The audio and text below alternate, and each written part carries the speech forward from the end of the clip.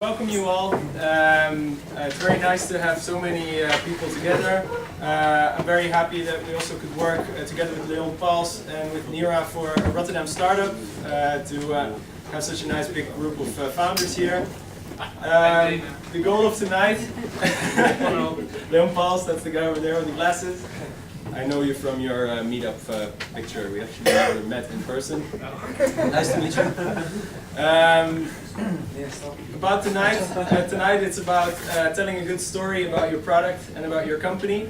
That's what the Pizza Pitch Night has been about for the past 6 months. We're very happy to see that we grew now up to a community of 107 people. I think it's keeping on growing. The Pizza Pitch Night will actually change name to become the Rotterdam Storytelling Community. Sounds very fancy. It's pretty much just the same shit, different name. I'm going to start by giving you a short presentation about what we do with Funky. And Funky is an animation company that explains in 1 minute what a product or a company does through an animated video. I will show you a video just to give you an idea of what that looks like. And hopefully I can give you enough tips and tricks that you can, in 45 minutes, write your own script to have your great elevator pitch. We have 3 investors present today. One is Roel Elshout. If you guys could present yourself, actually, that would be great. Fantastic. You want me to step up or? Yeah, please tell us. Thanks for inviting me. Hi everybody, Roel Elshout. I'm living in Amsterdam. I'm very curious to what you're going to tell us tonight.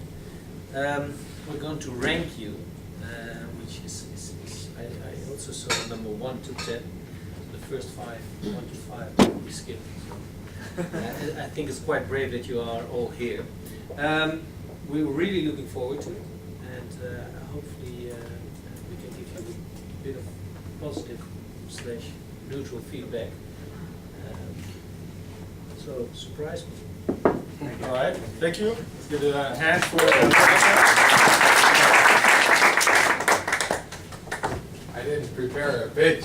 Oh my. But my name is Matthijs de Wit. I am not an informal investor. I don't invest myself. I work for a VC, an investment company. We invest in business-to-business software companies, but I am capable of asking a lot of difficult questions about other type of companies. So that's basically why you invited me, I guess. Yeah. I am excited to hear about your pitches and ask really difficult questions, because that's what we discussed about. Yes. Thank you. And I'm wondering if Peter Welt already made it, or he's not here yet. No. Peter Welte, he's also an investor with VC Prime Ventures.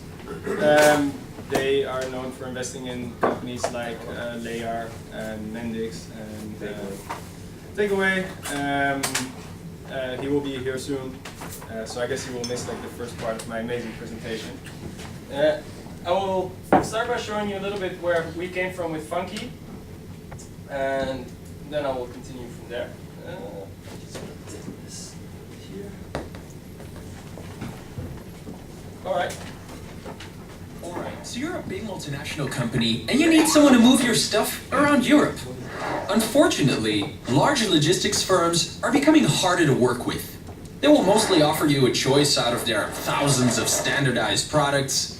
You're often forced to work with their logistics systems, and even the smallest request, like placing a warehouse closer to you, will need to be discussed in every department until guess what? They move you to another standardized warehouse 100 kilometers away from your company. So what if you simply want more custom service? Boom. This is Ebrex. We are an international logistics company with 151 people, and we move stuff around Europe. You get one contact person, which will help you personally. We have our own IT team that is dedicated to making our logistics systems work with yours. And if new investments, like getting a new warehouse close to you, are essential, you can even call our directors, Arvin and Tuan, and they will take care of it. Finally, with Flexbox, we fixate custom-sized boxes directly to pallets, so preparing your box becomes a matter of seconds, and that's nice. Ebrex, a smart logistic company with big custom solutions. All right. So we started making these videos.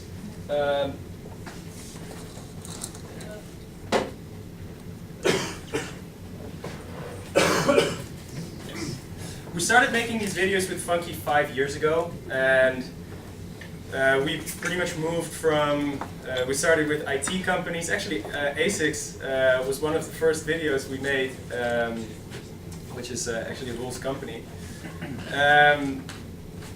And we were mostly focusing on companies that had a really hard time explaining what they would do. So animations would really be a great way to force someone to still put a very complicated message in a way that anyone can understand it. Over 5 years, we've made over 500 videos like this, and we thought we learned a thing or two about how to tell a good story and what are the elements that are very important in that.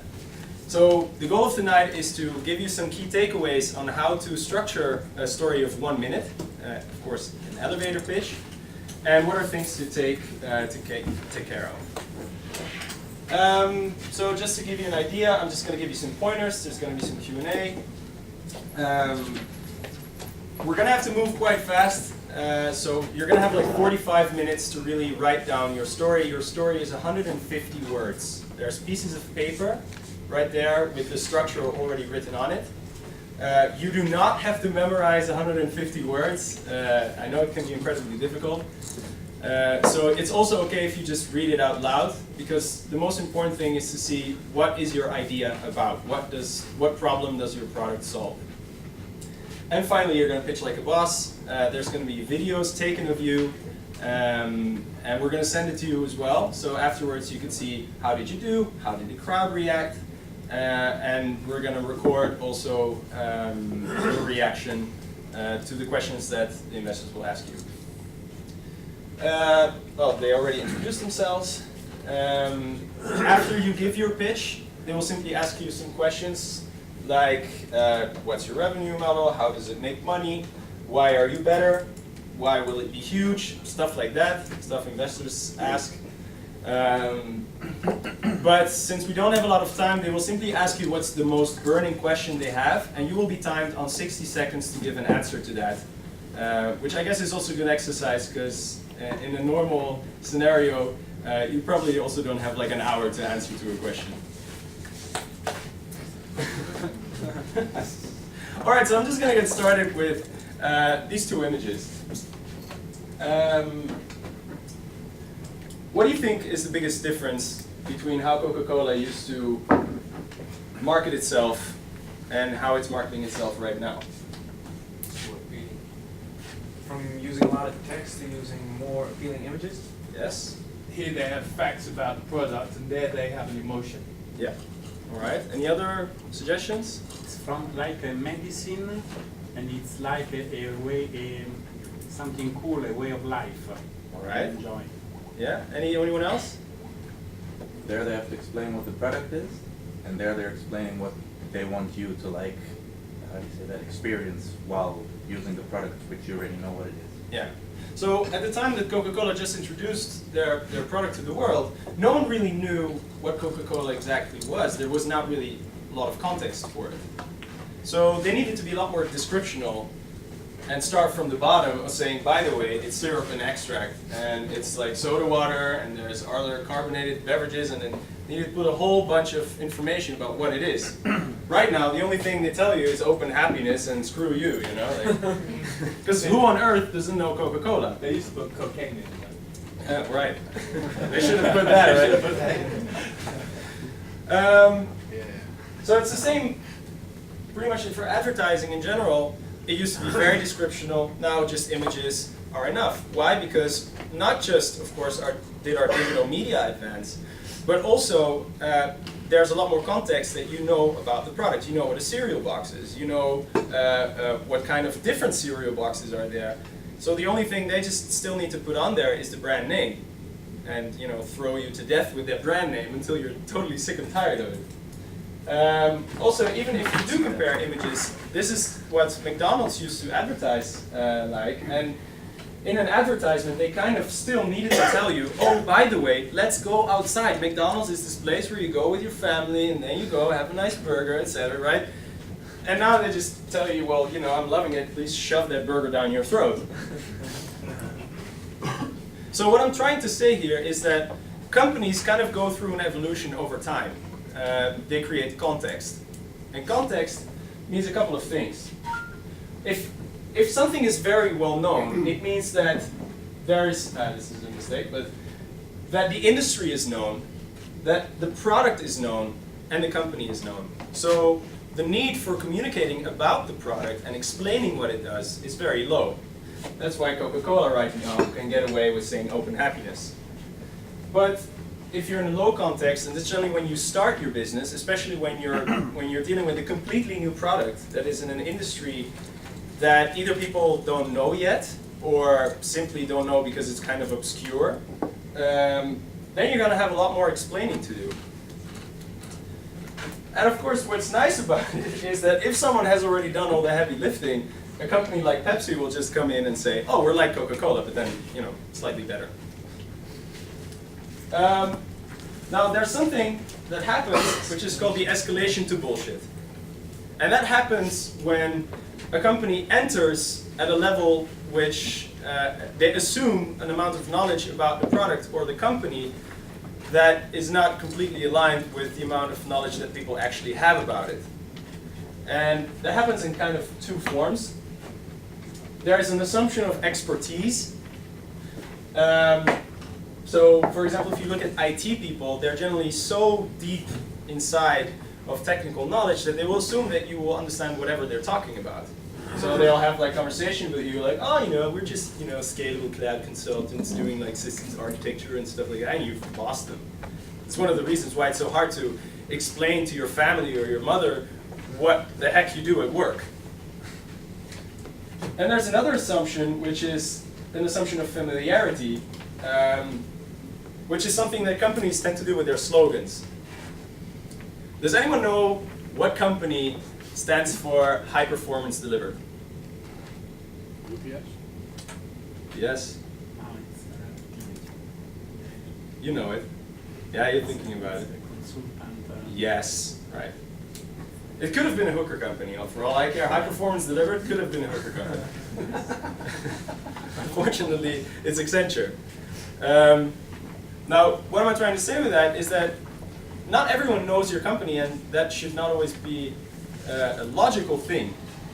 So if you're talking in this kind of marketing jargon to people that have never heard about you, you might just be giving a presentation for 45 minutes.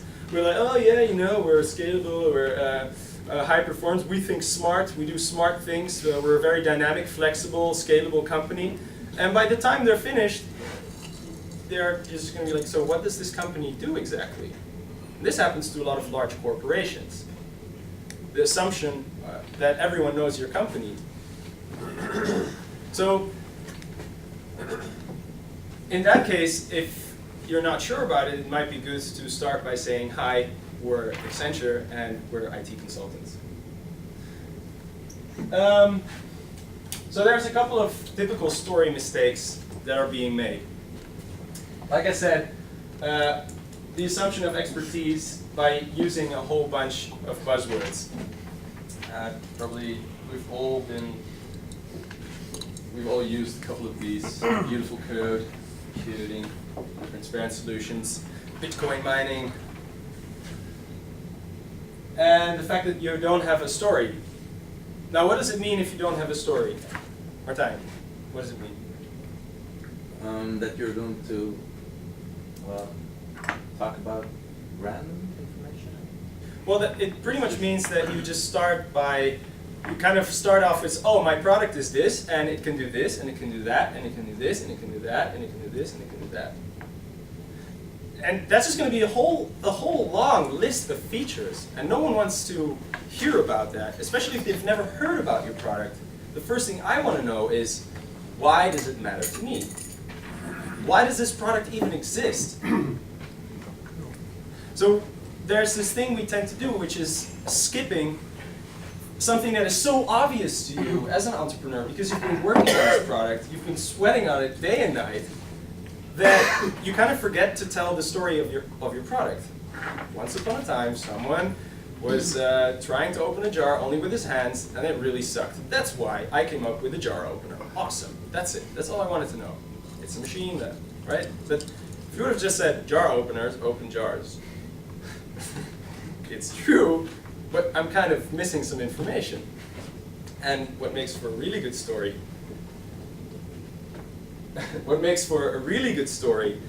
is having frustrations that people can recognize.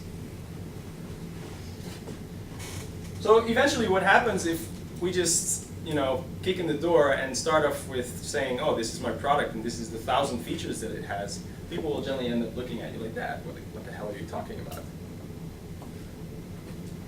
But there is kind of like a simple structure that you can use to set up your story. It's the SEQA.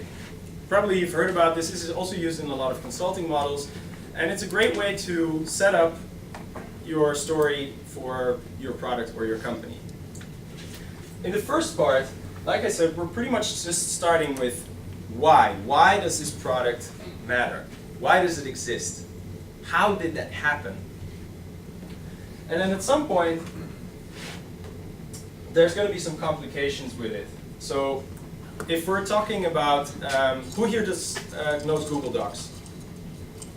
Okay, who here doesn't know Google Docs? Oh my. Oh. Well, let's explain her what Google Docs is. Well, it's called Google Drive now. So. Oh, wow. Yeah, I don't know what Google Drive is. Google, oh, we're going to do that? No. Yeah. Okay, so let's say that we're old school, we're going to stick to Google Docs.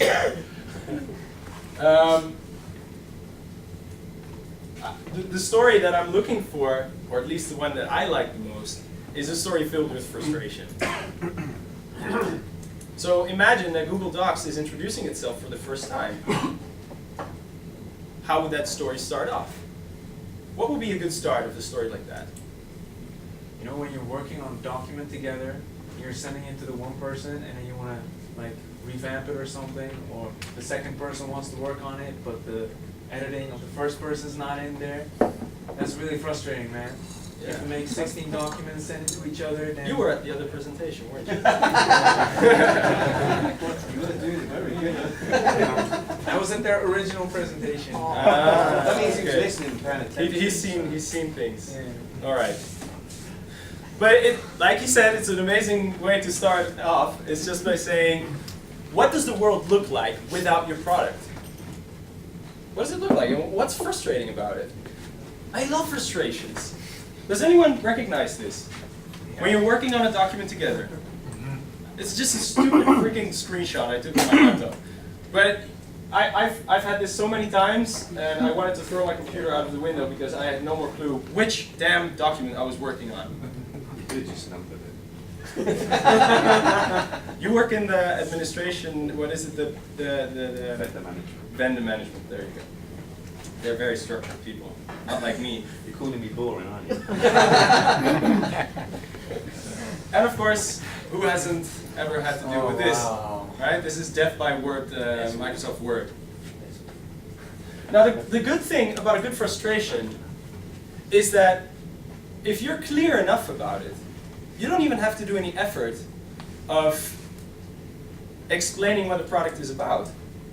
You're going to have people, you're going to have set the stage for your product or for your story already so clearly that people are going to be waiting for you to say what it is you do.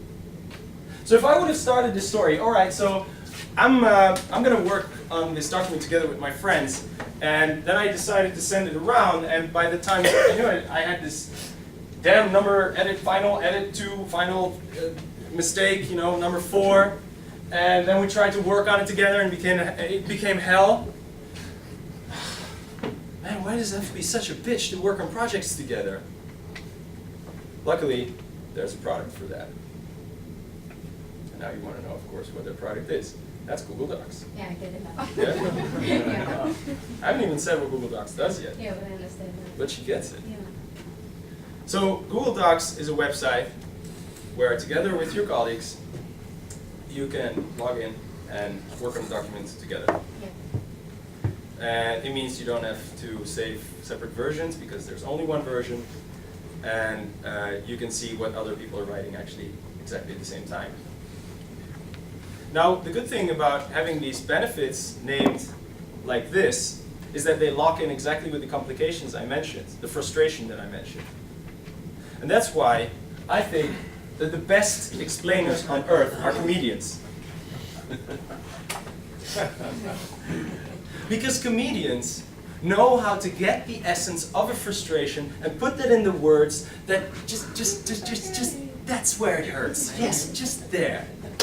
I know exactly what scene. They know exactly the words to you. And why do you laugh at a comedian? Because you recognize your names. It's funny because it's true. Most of the time, so, you know, they might just be making a funny face. But most of the times it's funny because it's true. And that's also why with Funky we also strongly believe in the importance of humor in our videos. And that's what can also keep the attention in an audience.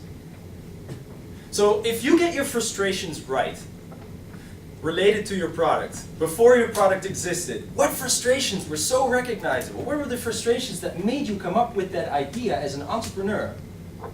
If you can put those into words, then you've already done 90% of the work of having a very good explanation of why your product needs to exist.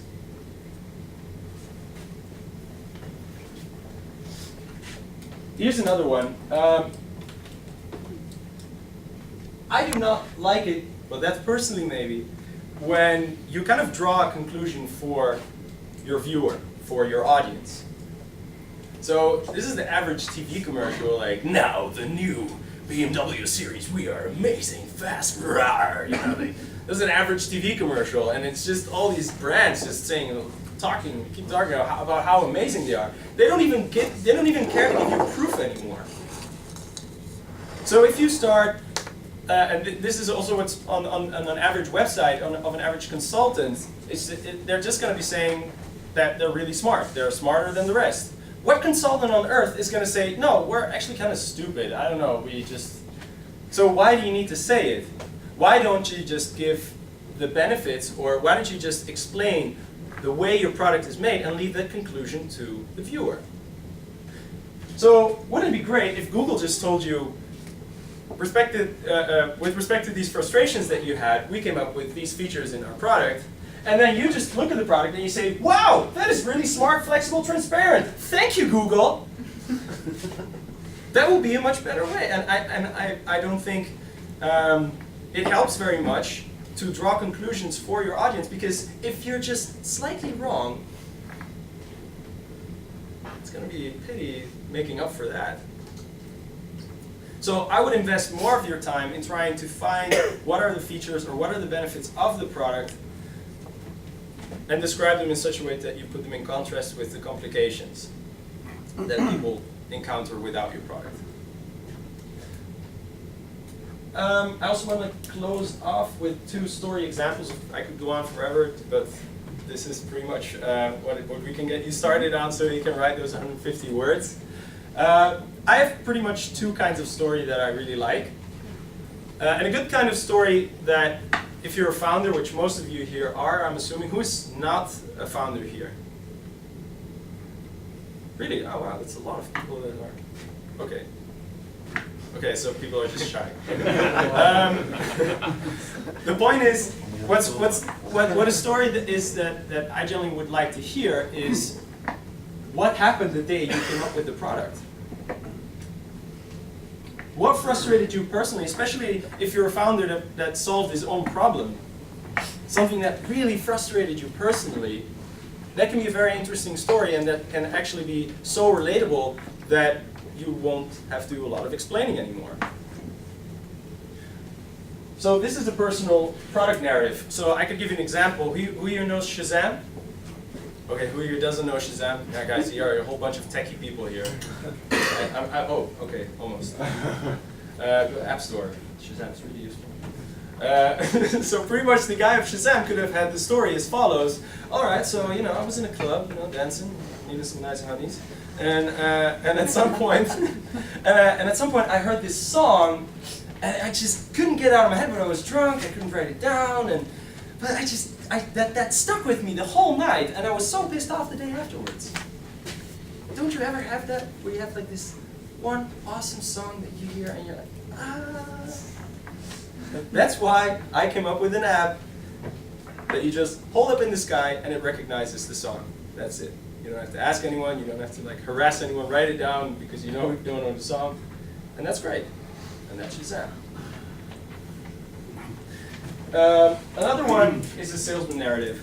If you're already in a company or if you're working with a product for a very long time and maybe it has developed and gone through a lot of different stages, this might be a good time because you might be confused. Your product has been developing or it's not your own company. It might be good to ask your customers, why did you actually decide to go for this product? What is it that frustrated you about other projects or what other products that made you choose for us? Because that way you will be able to tell a much more compelling story based on, people, stuff that people actually think. An example would be Sense Umbrellas. Who here doesn't know Sense Umbrellas? Okay, well, so the salesman of this company could just be like, all right, so doesn't it suck when you go outside and it rains and it's like 5 kilometers per wind? And with your umbrella is already broken. I don't know, I bought like 1,000 umbrellas and I spent like all my money on umbrellas by now. How is it possible that my umbrella already breaks? That's why we from Sense Umbrellas came up with a titanium umbrella that doesn't break even at 130 kilometers per hour. And that's Sense Umbrellas, an umbrella that never breaks. Yours broken. Really? Did you drive over with your car? No, seriously, I opened it and the thing went ping. I should take it back. All right. Apparently they lied. Liars. So I'm just going to go very quickly back to the SCQA. Is this clear for everyone, or are there some things that are not clear for you right now? No, basically what you're saying is show them the market.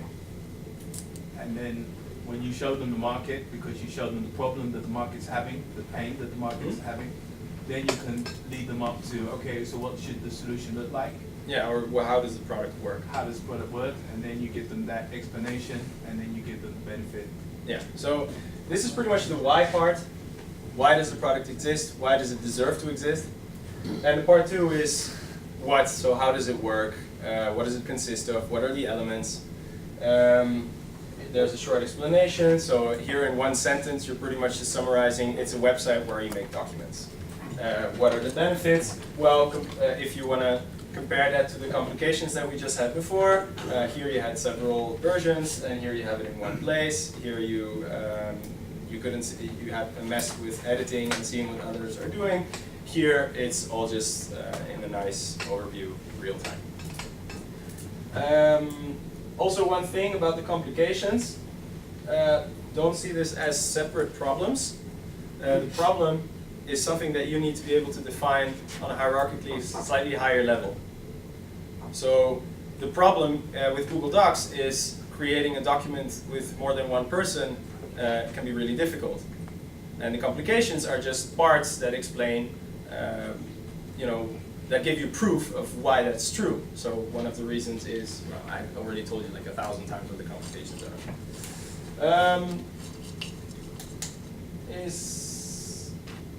So this is the SCQA. They are there on the tables. You can take as many as you want. You have 45 minutes to write your 150 words. Can I see all the explainers in the room raise their hand? That's right. The people that are raising their hand right now are people that can help you if you have any questions on how to write a script. And if you don't have any questions, then I see you in 45 minutes. Awesome. All right, guys.